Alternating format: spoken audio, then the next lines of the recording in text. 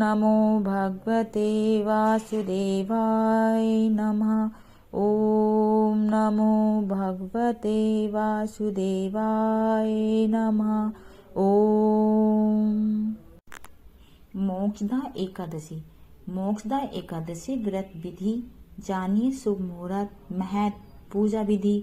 मोक्षदा एकादशी कथा। मोक्षदा एकादशी का शुभ मुहूर्त और पारण तिथि 1 दिसंबर 2025 को एकादशी व्रत रखा जाएगा। पारण का शुभ समय 2 दिसंबर 2025 को सुबह 6:57 से 9:03 तक रहेगा। एकादशी का समापन 1 दिसंबर 2025 को शाम 7:01 पर होगा। मोक्षदा एकादशी की पूजा विधि। मोक्षदा एकादशी के दिन भगवान विष्णु के साथ साथ भगवान श्री कृष्ण की भी पूजा की जाती है। इस दिन साधक को प्रातः काल उठकर स्नान करना चाहिए और साफ वस्त्र पहनकर उसके बाद एक चौकी पर भगवान विष्णु की प्रतिमा स्थापित करनी चाहिए। इसके बाद भगवान विष्णु को पीले वस्त्र, पीले फूल, माला, तुलसी, नैवेद्य और ऋतु फल अर्पित करनी चाहिए। धूप दीप जलाकर विधिवत पूजा करनी चाहिए। पूजा के बाद मोक्ष एकादशी कथा सुननी चाहिए। इस दिन गीता का पाठ भी किया जाता है, इसलिए आपको भी मोक्ष एकादशी पाठ करना चाहिए, गीता का पाठ करना चाहिए व सुनना चाहिए। इसके बाद भगवान विष्णु की आरती उतारें और उन्हें मिठाइयों का भोग लगाएं। अंत में भगवान विष्णु से पूजा में हुई किसी भी भूल के लिए क्षमा याचना करनी चाहिए और बची हुई मिठाई को प्रसाद के रूप में घर के सभी लोगों के बीच में वितरित करें और स्वयं भी ग्रहण करें।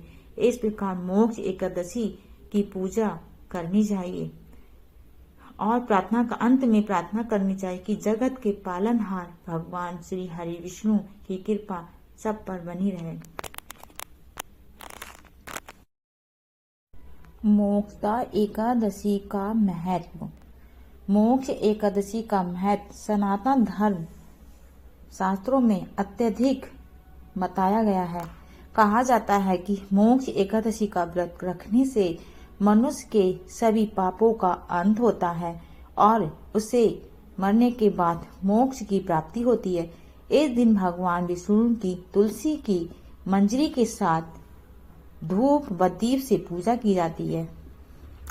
जो भी व्यक्ति इस तरह से भगवान विष्णु की पूजा करता है उससे जीवन में सभी सुखों की प्राप्ति होती है। मोक्ष एकादशी के दिन व्रत रखने से व्यक्ति को गंगा स्नान के समान ही फल की प्राप्ति होती है। इतना ही नहीं, इस व्रत को रखने से पूर्व को भी मोक्ष की प्राप्ति होती है और उनके लिए स्वर्ग के द्वार खुल जाते हैं। मोक्ष एकादशी के दिन भगवान श्री कृष्ण ने गीता का ज्ञान दिया था। इसी कारण से मोक्ष एकादशी को गीता एकादशी के नाम से भी जाना जाता है और इस दिन गीता जयंती भी मनाई जाती है। मार्गशीर्ष शुक्ल पक्ष की एकादशी को मोक्षदा एकादशी कहते हैं। एक बार युधिष्ठिर बोले, देवेश्वर, मार्गशीर्ष मास के शुक्ल पक्ष में जो एकादशी होती है उसका क्या नाम है, कौन सी विधि है तथा उसमें किस देवता का पूजन किया जाता है, ये सब बताइए। श्री कृष्ण ने कहा, मार्गशीर्ष मास के शुक्ल पक्ष में मोक्षदा एकादशी नाम की एकादशी होती है। मोक्षदा एकादशी सब पापों का नाश करने वाली है। इस दिन तुलसी की मंजरी तथा धूप दीप से भगवान दामोदर का पूजन करना चाहिए। दशमी और एकादशी के नियम का पालन करना उचित है। इस रात नृत्य गीत जागरण करना चाहिए जिससे के पितर पाप बस नीच योनि में पड़े हों वे इसका पुण्य दान करने से मोक्ष को प्राप्त होते हैं। एक समय की बात है, चंपक नगर में बेखानस नामक राजा रहते थे। एक दिन राजा ने सपने में अपने पितरों को नीच योनि में पड़ा हुआ देखा। उन सबको इस अवस्था में देखकर राजा के मन में बड़ा विस्मय हुआ। प्रातःकाल ब्राह्मणों से उन्होंने अपने सपने का सारा हाल कह सुनाया। राजा बोले, मैंने अपने पितरों को नरक में गिरा देखा है। वे कह रहे थे कि तुम हमारे अनुज हो, इसलिए इस नरक से हमारा उद्धार करो। मेरा हृदय रुंधा जा रहा है और कोई उपाय बताइए जिससे मेरे पूर्वज तत्काल नरक से छुटकारा मिल जाए। ब्राह्मण बोले, राजन, यहाँ से निकट ही पर्वत मुनि का महान आश्रम है। वे भूत और भविष्य के भी ज्ञाता हैं। आप उन्हीं के पास चले जाइए।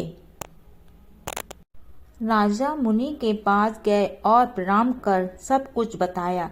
राजा बोले, स्वामिन, आपकी कृपा से मेरे राज सकुशल है, लेकिन मैंने सपने में देखा कि मेरे पितर नरक में पड़े हैं।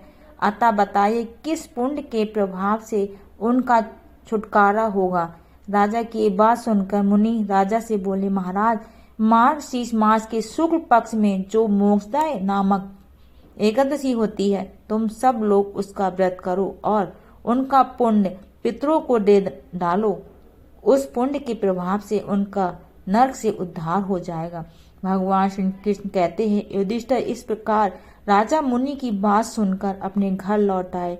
जब मार्गशीर्ष मास आया तब राजा ने मुनि के कहे अनुसार मोक्ष दशा एकादशी व्रत किया। उसका पुण्य अपने पिता को दे दिया। बैखानस के पिता पितरों को सहित नरक से छुटकारा मिल गया और वे बोले, तुम्हारा कल्याण हो। ये कहकर वे स्वर्ग से चले गए। इसलिए जो मोक्षदा एकादशी व्रत करता है उसके पाप नष्ट हो जाते हैं और मरने के बाद वह मोक्ष प्राप्त कर लेता है। ऐसा कहा जाता है कि जो इस व्रत कथा को पढ़ता या सुनता है उसे वाजपेयी यज्ञ का फल प्राप्त होता है। ओम नमो भगवते वासुदेवाय नमः। भगवान विष्णु